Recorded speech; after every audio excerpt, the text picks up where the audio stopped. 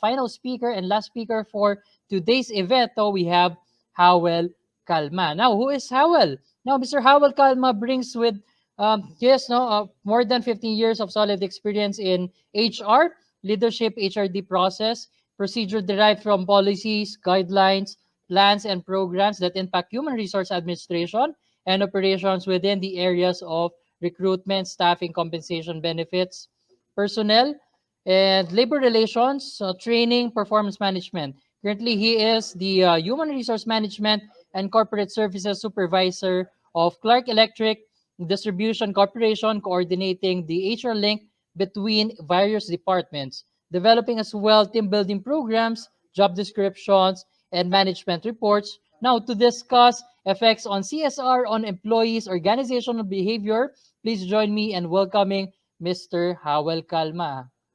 Okay. Mr. Howell, good afternoon to you. Hi, Jessica, magandang hapon. Magandang hapon. Okay.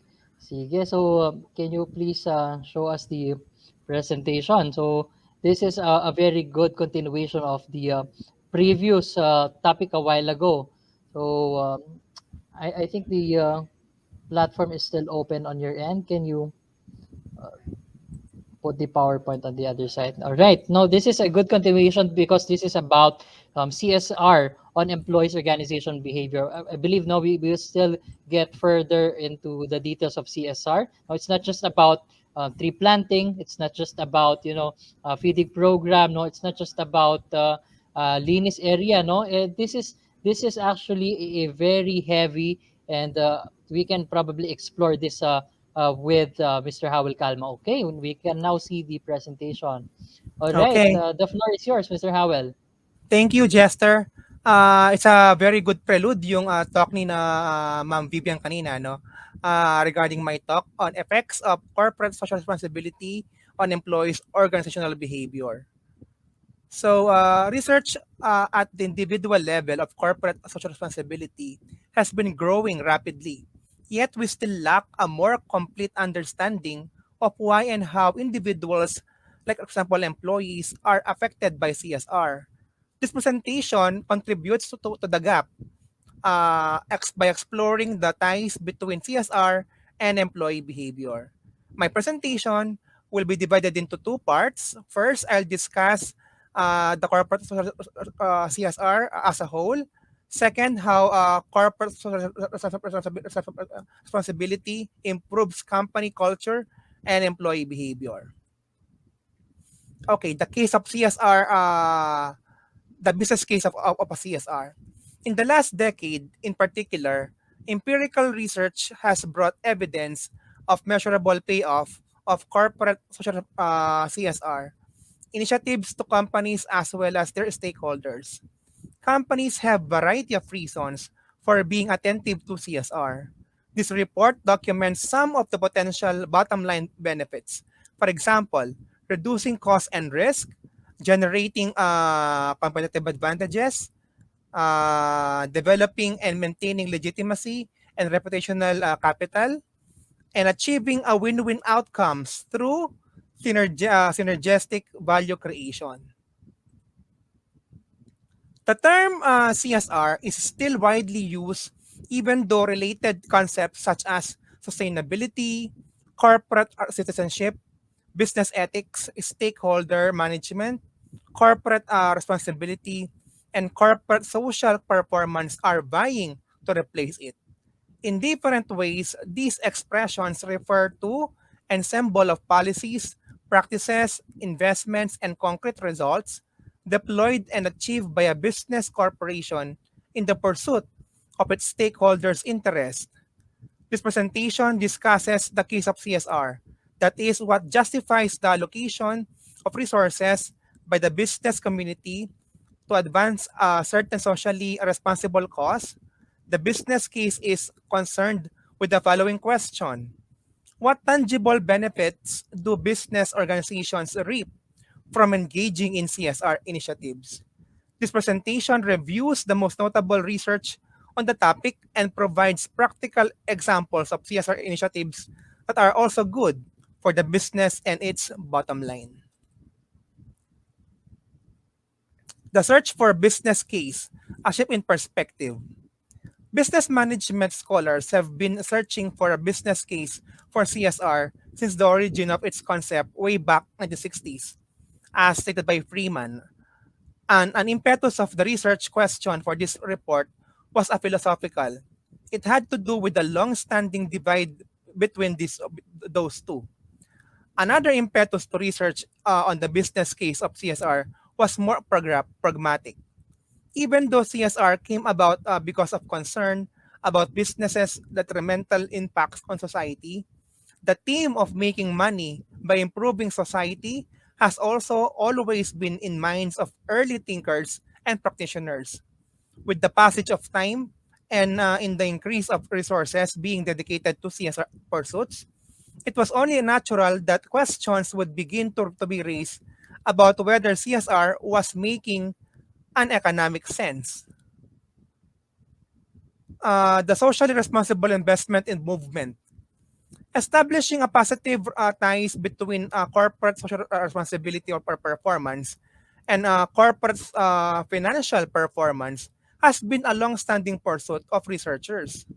This endeavor has been described as a 30-year quest for an empirical ties between a corporation's social initiatives and its financial performance, as mentioned by Mangoli and Walsh.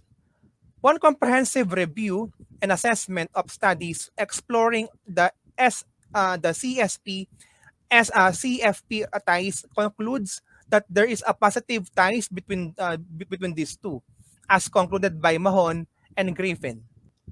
In response to this empirical evidence, in the last decade, investment community in particular has witnessed the growth of cadre of socially responsible investment funds or SRI, whose dedicated investment strategy is focused on businesses with a solid track record of CSR oriented initiatives. Today, the debate on business case for CSR is clearly influenced by this new market trends to raise capital. These players promote the belief of a strong ties between social and financial performance, as mentioned by Gates and his companion. As the SRI movement becomes more influential, CSR theories are shifting away from an orientation on ethics or altruistic rationale and embracing a performance-driven orientation. In addition, analysis of value generated by CSR has moved from macro to organizational level, where the effects of CSR firm financial performance are directly experienced, as concluded by Lee last 2008. The CSR of the 1960s and 70s was motivated by social considerations, not economic ones. While there was a substantial peer pressure among corporations to become more philanthropic, no one claimed that such firms were likely to be more profitable than their less generous competitors. In contrast, as Virgil had mentioned, the essence of the new world of CSR is doing good to do well. CSR is into a core business function is central to the firm's overall strategy and vital to its success. Specifically, CSR addresses the question, can companies perform better financially by addressing both their core business operations as well as their responsibilities to the broader society?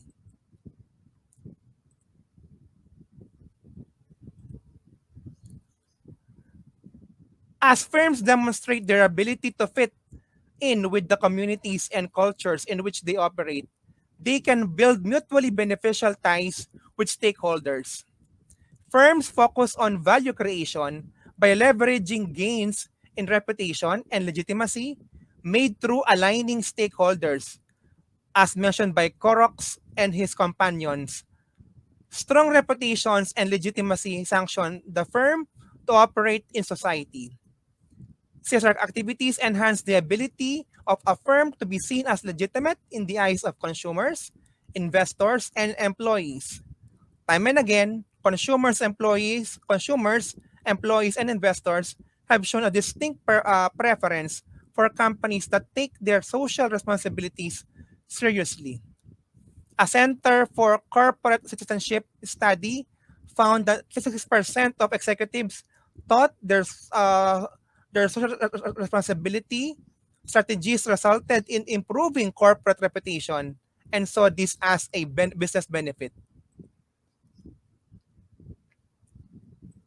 Corporate philanthropy may be a tool of legitimation. Firms that have negative social performance in the areas of environmental issues and product safety use charitable contributions as a means for building their legitimacy, as mentioned by Chen and Dennis M. together with Robbins. Corporate disclosure and transparency practices. Corporations have also enhanced their legitimacy and reputation through the disclosure of information regarding their performance on different social environmental issues, sometimes referred to as sustainability reporting. Corporate social reporting refers to standalone reports that provides information regarding companies' economic, environmental, and social performance. The practice of corporate social reporting has been encouraged by the launch of the Global Reporting Initiative, or GRI, I mean, in the 97 and 1998 introduction of the UN Global Compact way back 1999. Through social reporting, firms can document that their operations are consistent with social norms and expectations and therefore are perceived as legitimate.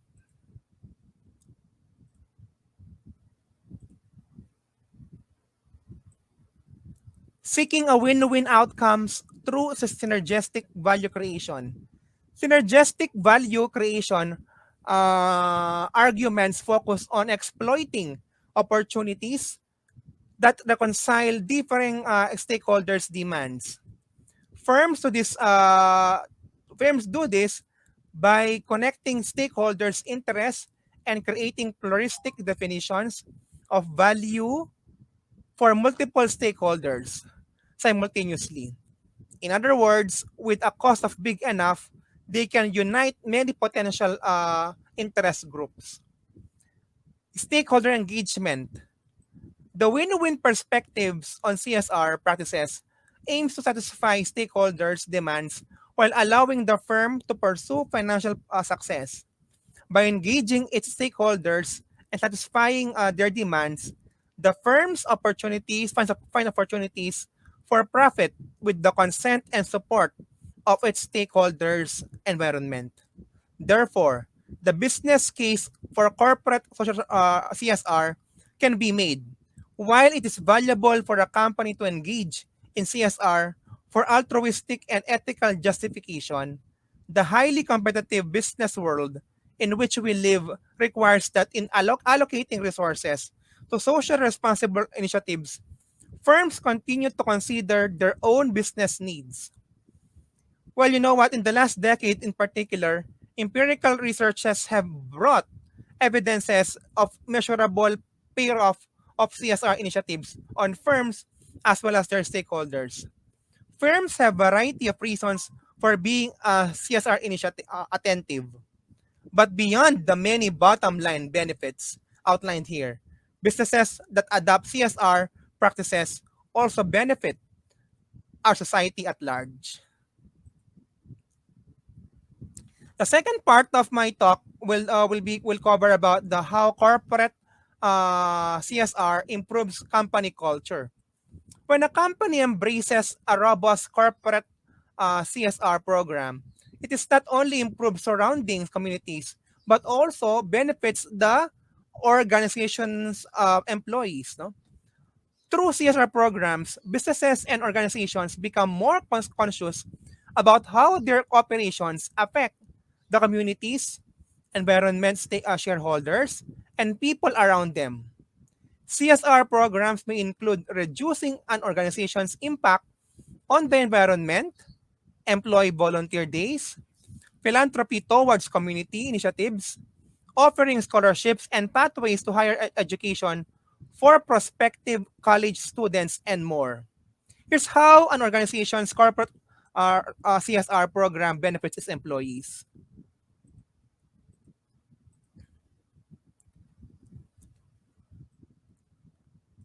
CSR programs boost engagement, problem solving, and creativity.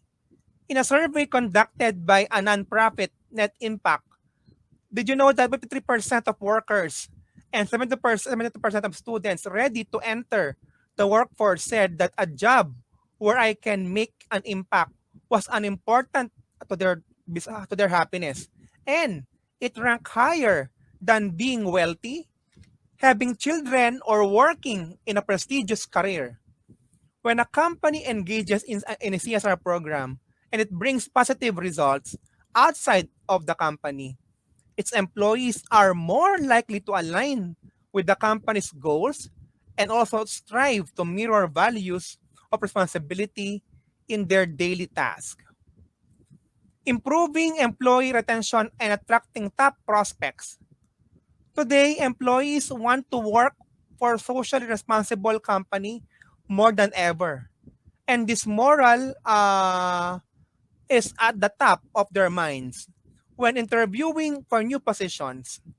The net impact study revealed that workers would even be willing to take 15% pay cut off to work for a more socially responsible organization.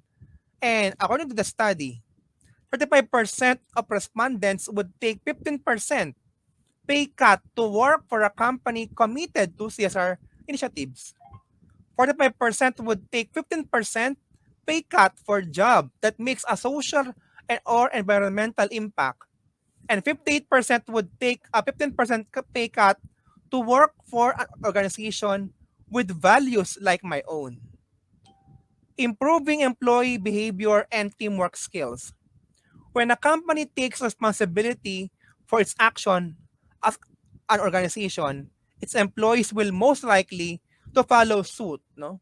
Employees are 16% more productive and morale is 55% higher at a company that prioritizes CSR, according to University of Wisconsin's Sustainable Management website. According to Samantha on her research regarding how CSR make an impact on employees' behavior, she concluded and proposed, theorized this particular hypothesis. No? Effective commitment and behavioral job outcomes. She told us that employees' effective organizational commitment arises from a very important factor of loyalty and trust. There's an extensive literature supporting this assertion that employees who are effectively committed to their employing company actively participate in social corporate actions while wishing to stay within the organization, as mentioned by Mayer and Allen, together with Maude and his companions. No? Additionally, the research of Rhodes concluded that this factor is extremely important both the firm and its internal customers while positively influencing the company's development.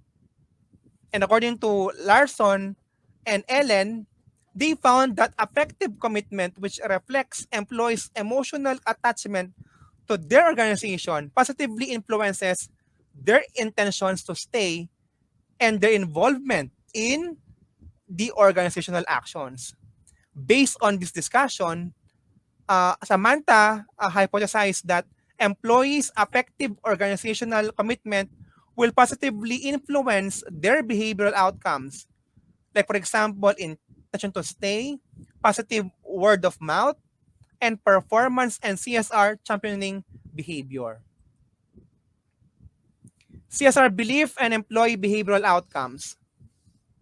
According to social identity theory, employees develop, maintain, and enhance their own identity based on the firm's org identity. Therefore, if a company's social performance is discrete, effective contributes to the development of their internal customers self-image by, for example, enhancing their social image, then the employees are motivated to support the companies not only through their emotional commitment but also behaviorally, such as with increased positive word of mouth, greater intention to stay, and better performance. The latter outcome is a new concept that we introduce to the literature based on the organizational citizenship behavior or OCB stream of research. Based on this on the above positions, Samantha hypothesized that employees' CSR beliefs will positively influence their behavioral outcomes, such as intention to stay, positive word of mouth, and employee performance and CSR championing behavior. Satisfaction with job itself and behavioral job outcomes. Job satisfaction is usually defined as a positive affective state related to several job facets, including the work itself, pay and career advancement opportunities, as mentioned by Brown and Peterson. There's a substantial amount of empirical research that support the positive influence of satisfaction with the job itself on behavioral job outcomes. Satisfied employees will exhibit higher level of intention to stay, will support the CSR program, and will spread positive word of mouth regarding the company since they feel that the company provides them the intrinsic rewards they seek in employment context. So with that, employee satisfaction with job itself has a positive effect on the intention to stay, positive word of mouth, employee performance, and CSR championing behavior. To conclude, the findings show that CSR programs have a strong influence on key employee behavior, such as effective organizational commitment, intention to stay, positive word of mouth, job performance, and CSR championing behavior. Employees tend to identify with organizations which are characterized by attractive attributes such as caring for the environment or even in society, as mentioned by Brammer and his colleagues. No? Consequently, companies that manage to convey positive meaning in their CSR programs should expect that their employees will feel effectively committed and that this eventually affect their decisions to stay in the company and in that way supporting effectiveness of CSR programs.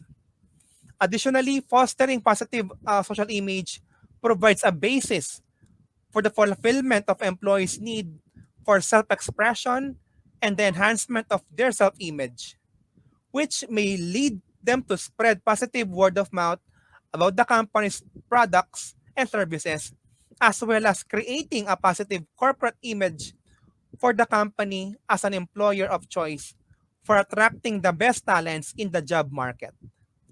CSR initiatives can enhance the reputation of a company and thus are valuable tool for its HR department. Interestingly, there is no effect of construed customer CSR attitudes on either CSR beliefs or behavioral outcomes for supervisors or their employees. This means that their own perceptions are more important to them than what outsiders might think of organization's intention. However, when employees believe that customers perceive CSR programs to be based on altruistic motives, then their perceptions of CSR are formulated positively, while their tendency to spread positive word of mouth is lowered. This is likely to be because they believe that such move is unnecessary. Since the customers know that their company CSR program are truly selfless. Thank you and stay safe.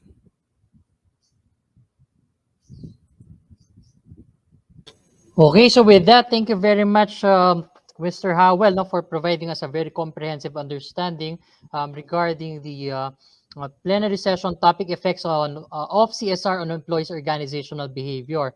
Now, for of course our audience, now feel free to ask questions so that our speaker for today can assist you with your thoughts. No, now, of course, the pandemic has definitely shown um, how important CSR is to the organizational success. Now, it of course it may seem like that CSR is just an extra benefit that employees appreciate, but actually based on the presentation that was made by our speaker for today, no, it is actually has a huge impact on their engagement levels at work, no. So definitely Correct. we really have found no a link between the employers' perceptions of their firm's external CSR efforts, no, which is again as well as job engagement and organizational engagement. So CSR is definitely, not just according to research, but according to practice, even by the practices made by Mr. Howell Kalma, it definitely can influence the employees' attitude and behaviors,